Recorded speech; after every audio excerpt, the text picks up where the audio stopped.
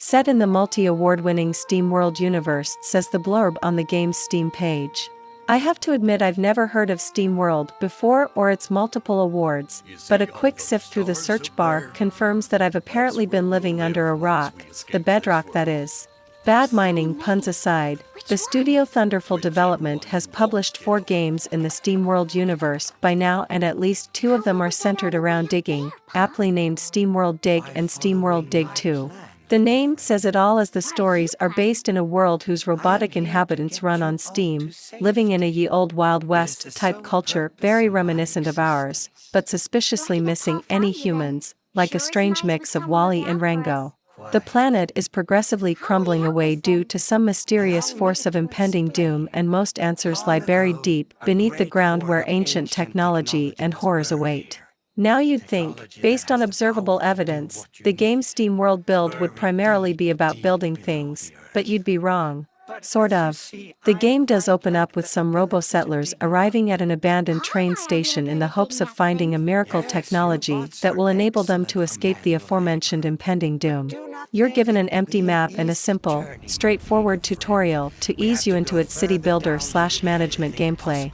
Build homes, get robots have needs, collect resources to fulfill needs, get more robots, and so on. In a bit of time you will have your basic production set up, repair the train station, set up trade, and then the devs reveal their real endgame. Digging. Yes, even in the game named after the act of putting smaller things together to make bigger things, Thunderful Development cannot help themselves but make you start breaking big stuff into smaller stuff. The moment you repair the mining shaft in the overworld, a completely separate map is unlocked, and that is the point where the true game opens up. As the objective of the game is to find the ancient tech that's buried underneath, you will have to establish your mining operation and start excavating.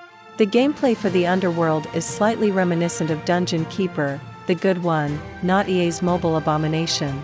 You mark tiles, your miners mine them, and new sections of the map open up, with resource nodes, treasure, and mysteries to be found alongside danger, apparently. I say apparently since the demo doesn't feature any enemies yet, but the mention of turrets and healing alludes to some manner of nasties creeping in the dark. The 2 maps complement each other, with each map's resources fueling the other's production.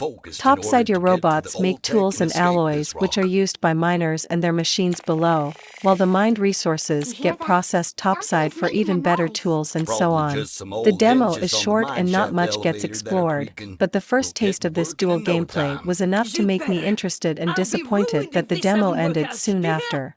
The systems and mechanics present in the game are the same you will see in other examples of its genre, balancing resources and the needs of your population.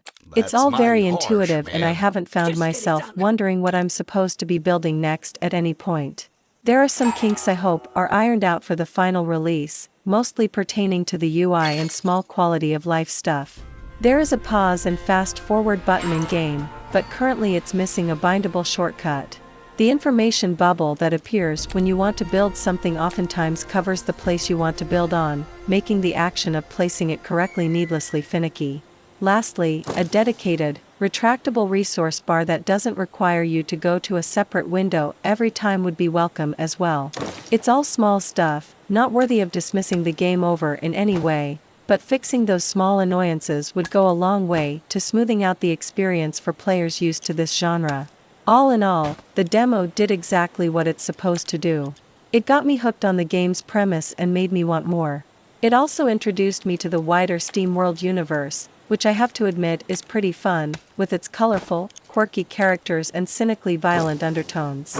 Steamworld Build is coming out on Steam sometime this year, with its demo available for download on the game's page, and I'll gladly jump back into it when the full release arrives. If you're a fan of city builders but crave a twist, I encourage you to check out the demo or put the game on your wishlist today.